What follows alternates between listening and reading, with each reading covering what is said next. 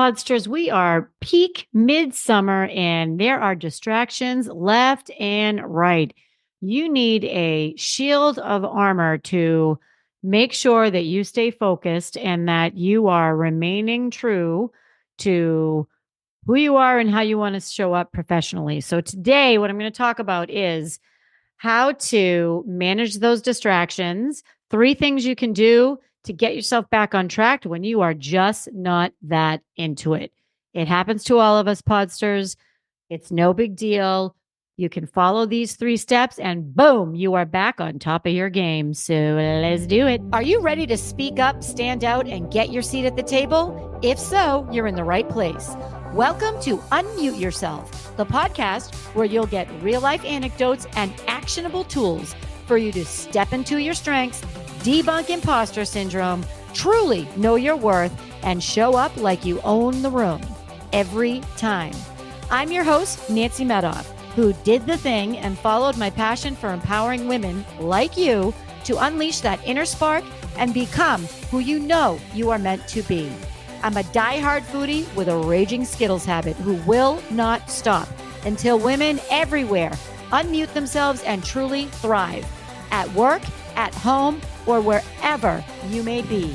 Let's do this. Hey, Podsters, before we get started, I want to make sure you are well aware that doors are open for my Do the Thing live in-person retreat happening in Florida, November 7th and 8th.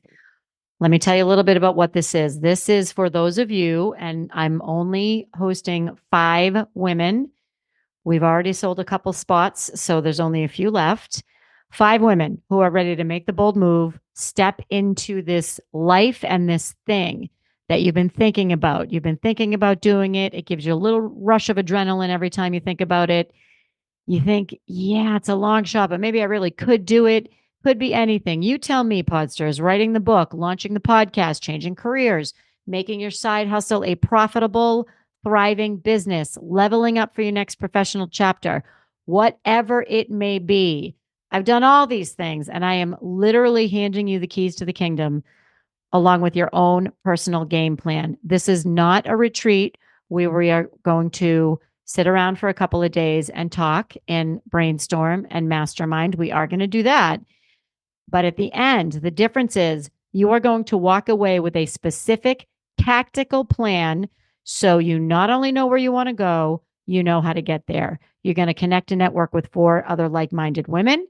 We are going to catch a sunset on the beach. We're going to step out of the day-to-day and bang out what usually takes months to finally do the thing.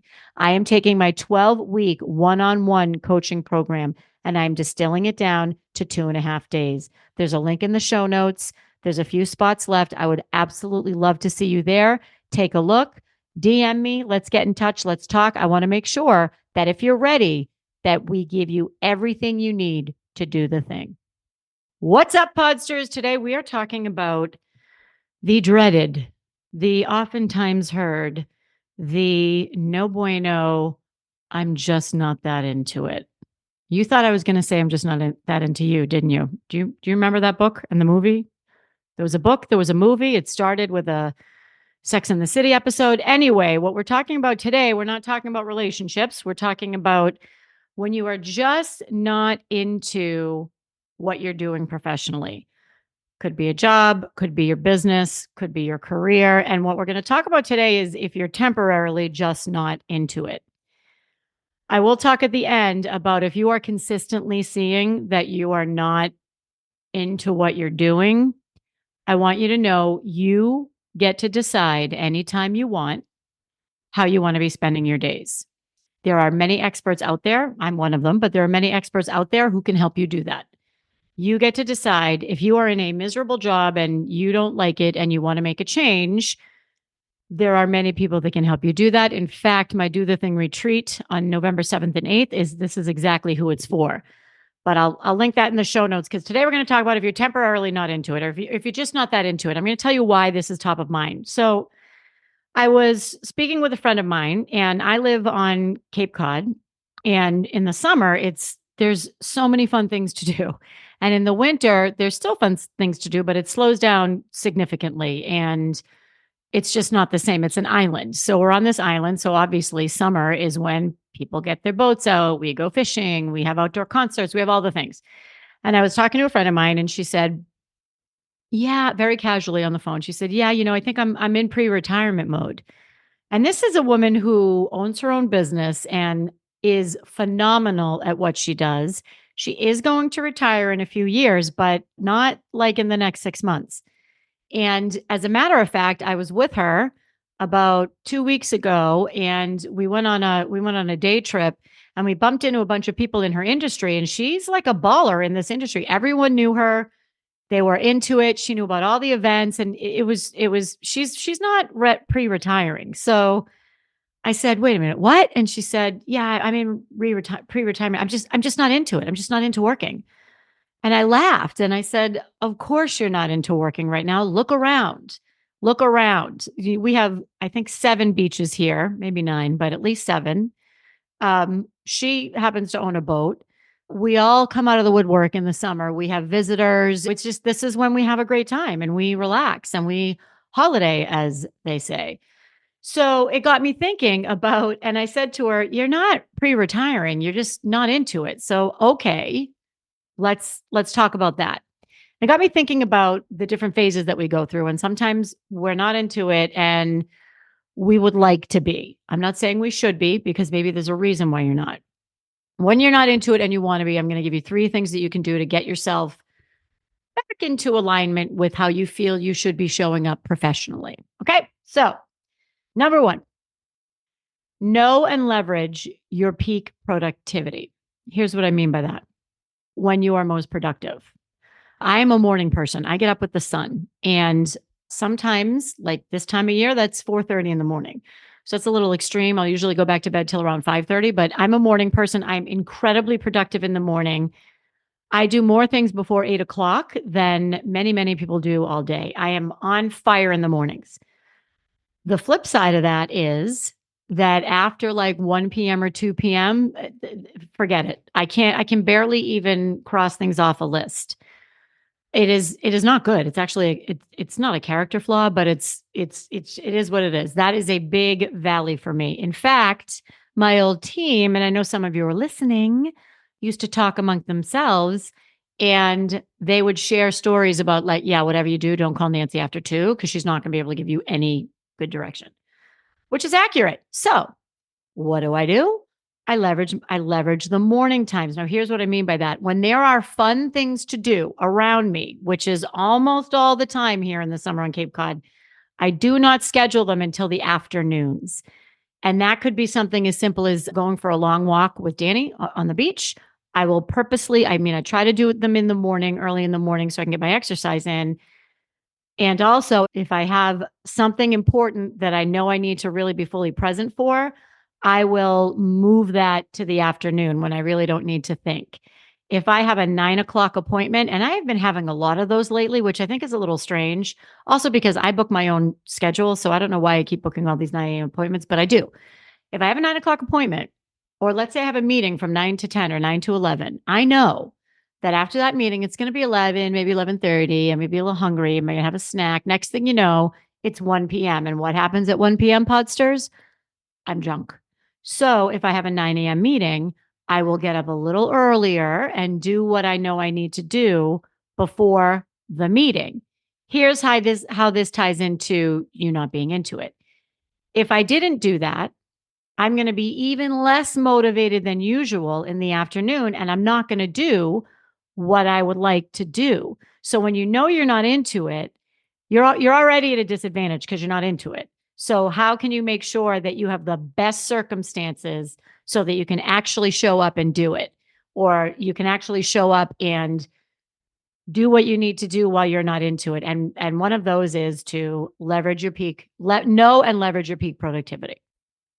Now, that doesn't necessarily mean you're going to show up bright-eyed and bushy-tailed when you're not into it. You're not, but you're going to be able to function and get things done and not have "I'm not into it" turn into a situation where, 2, 3, 4 weeks goes by, you're still not into it, and now there's some performance issues either in your business or in your work. Okay. So that's number 1. Number 2, I was looking all over for this expression. I couldn't find it, but I think I'm close to it. Sweep your own porch is what I is what I want to say. And that is a very old expression. I hope I got it right. If I didn't, please shoot me a note, DM me, hit me up on the Spotify. I'm going to add a spot for you to leave comments. And what that means is what you need to do to thrive. And this is very, very important to me. If you are an OG or you've been here a while, you know that we are all about thriving over here at Unmute Yourself, the podcast. In fact, I even have a Thrive list. And if you're wondering what that is, I'm going to link in the show notes. I have a list of things I can do to kind of bring myself back to me and to set myself up so that I'm thriving. For example, took a little sip of water there. That's a great example. For example, drink some water, get some sun on my face, catch a sunset. If it's winter, drink a tea. If it's summer, drink a green juice, try a new recipe, clean my closets, hang out with my granddaughter. There's all different things that I do when I want to kind of reconnect and thrive. So my point is, you know what you need to do in order to thrive. And in the absence of those things that you love to do, you will continue to create a downward spiral of not being into it. What comes along with knowing what you need to do to thrive is knowing what you need or knowing what happens when you're off your game. So here's what I mean by that. Or knowing what puts you off of your game.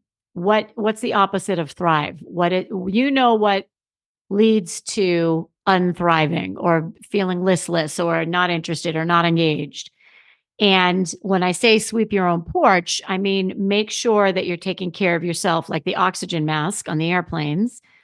Make sure that you're taking care of yourself. I'm going to give you an example. So it's summertime. As I mentioned, we have a lot of people coming through our home, which is great. And this is why we have a house on the beach. We want a lot of people to come visit. So the other day we had some guests here, our family, and everyone was getting ready to go to the beach. And I was a little tweaked because the house was a mess. I mean, it was really a mess. There were two young children. There was stuff everywhere. There were dirty dishes in the sink. There were wet towels. They weren't, they were outside, but they weren't really organized. I felt out of sorts. And one could argue, just go to the beach, Nancy. What's the big deal? However, because we have a constant stream of guests here, I'm not on vacation and I still need to live my life and I still need to be productive. So everybody was rushing out the door to go to the beach. And I said, you know what? Why don't you guys go? I will follow behind you in less than an hour. It was like maybe 25 minutes that I was behind them. You guys go. That way we'll have two cars at the beach. I can stay here and kind of straighten stuff up and do a couple things I need to do, my own little daily housekeeping. And by housekeeping, I mean mental housekeeping, whatever. And so I did. And I took like 25 minutes to get everything straightened and organized and in the state that I need it to be in and would like it to be in so that I feel good and I feel good about myself and I feel good about my life. So I did that. I put myself first. I swept my own porch, so to speak. I put my own life jacket on or my own oxygen mask on. And you want to know what? First of all, no one cared. Second of all, by the time I got to the beach, they weren't even done setting up. So it's not like I missed anything. And I was able to really be fun and present at the beach because I wasn't thinking about all of the things I had to do or wanted to do when I got back home. Okay, the last item here is to step out when you want to step out. And what I mean by that is, and this is the conversation I had with my friend. She said, I'm just not that into it. I said, okay, look around you. It's a beautiful sunny day. You're on beautiful Cape Cod. Take the day off. Now, she works for herself. So those of us that work for ourselves, we are able to do that if we want to. Keeping in mind, when we don't work, I don't care how much of a support team you have. When I don't work, my work suffers, and that's okay. If I want to take a week off, a month off, 2 years ago, I took the month of July off, and that really impacted my business. I was able to recover and build it back up, but you're the only you have. So if you're going to take a significant amount of time off, just understand what comes with that, regardless of your support team. If you work for a company, you may or may not be able to do that. You may be able to say, hey, I'm going to take a mental health day, or I'm going to take an hour and go for a walk around the parking lot, or whatever the case may be. I would suggest that you can find some way to step out. Maybe you go outside at lunch, get a little sun on your face. Maybe one of the things that I used to love to do before I left corporate America was walking meetings because I wanted to be outside. I wanted the fresh air. I wanted the exercise. And someone would say, "Hey, can you meet?" And I would say, "Sure. Do you mind if we walk and talk?" Great. It's a great way to multitask, by the way. Walk and listen to your podcast or whatever. Anyway, so my point is find a way that you can chill for as long as you think you need to. The danger there is if you find yourself needing to do this a lot, then that's a signal that it's time for a change. And I'll get onto that in a minute. So this is another case where you can take out your thrive list, right? If you're saying I'd like to step out of my grind for a minute or I'm not that into it, okay, honor that. It's temporary. Nobody is 1,000% motivated every day, all day. No one. We're in the middle of the Olympics right now. They are highly motivated people, Olympic athletes. They are also highly disciplined people. Discipline is what gets you across the finish line because you're not going to be motivated every day. That's okay. All right, I'm not motivated today. What's on my plate? What can I move? What can I push? Where could I find an hour? Where could I find 2 hours? Maybe you take a week. My business coach just took 3 months off and went to Europe. Okay, that's a whole nother story. And good for her because she came back raring to go. I mean, that's a little extreme, but hey, if you can do it, great. So chill, get some sunlight on your face, see friends, have a mini adventure, whatever you need to do. Sometimes if you are not into it, you're an introvert, you might need to simply sit and be quiet. And that might be a day, it might be 2 days. Again, I say this knowing that not all of us have the luxury of not reporting to anyone. You might report to someone. And I would suggest that you can say, "Hey, I'd like to take a couple hours, or I'd like to cut out early today, or I'm going to come in a little later." You know how to manage your schedule. And I have spoken with many of you recently who have tried this. And I actually had a phone call with somebody earlier this week, and she talked about work-life blending, but she talked about putting herself and her family first and how it made a significant impact on her happiness and her work. So all I'm saying is step out for a minute if you are just not that into it. Okay. So I want to talk about those are the three things if you're temporarily not into it. I want to talk about if you are finding yourself not into it and it's been a longer time than you would like. This is a sign, and you know you better than anybody. So I'm not saying to panic or hit the panic button. I'm saying that if you're not into it for a significant length of time, it is probably, and I don't know this unless we talk, it is probably time for a change. And I can tell usually within about 30 seconds of talking to someone who tells me that they like to change careers or they'd like to level up their business, whatever the case may be. I can tell usually within about 30 seconds if they are going to actually do it. And the people that listen to that little whisper, and you've probably heard the Oprah quote, at first it's a whisper, then it becomes maybe a shout or something like that, and then it becomes a roar. So if you listen to the whisper, you can start making moves, and you can start making moves on your terms. That could be getting together your networking list. That could be amping up your LinkedIn presence or profile. That could be attending my Do the Thing retreat in November 7th and 8th. This is exactly who this is designed for, is people who are ready to actually stop thinking and start doing the thing. There's a link in the show notes. Early bird pricing ends probably about a week after you're hearing this. You can simply start thinking about, if this is new to you, if you're just starting to feel a little uncomfortable with how not into it you are, you can start thinking about what your life might look like if you were to make this change. And there are many, many people out there that can help you do that. There are books that can help you do that. This podcast can help you do that. If you go back in the podcasts that I've recorded, every single one-on-one coaching tool I use, I have talked about in this podcast and is available to you for a download. So take a look through all the old titles, see if there's something you think you might like and listen to it. So here's what happens when you start really thinking about what your life might look like if you make the change. if you have been not into it for a little too long and you're not comfortable with the feeling, when you start to visualize what your life would look like on the other side, it becomes more real and you start taking actions to get there. And that we are all about action over here at Unmute Yourself, the podcast. Here's one thing I want to leave you with. I was at the grocery store today and I went to get some milk, oat milk. You may not be surprised. I went to get some milk and the expiration date was October, late October. And I said, whoa. So yes, we're in the middle of August. Yep, we are. Fall seems like it's a long way away. It is not. And if you are having this feeling and you are not comfortable with the feeling and the feeling has been happening for too long, I'm going to tell you right now, Podsters, if you wait until the fall, you're going to get caught up in the fall frenzy. Then it's going to be the holidays. Then it's going to be New Year's and everybody's out looking to reinvent themselves. So if you think you're ready, now is probably the time to start taking some action. So, Podsters, I leave you with the three things if you are temporarily not into it. 1, know and leverage your peak productivity. 2, sweep your own porch. You know what you need to do to thrive. And 3, take a step out. It's okay. Not everybody is motivated every day, all day. Give yourself a little break and then come back next week and listen to next week's episode, which is going to be fire. So until then, Podsters, peace out. That's a wrap, Podsters.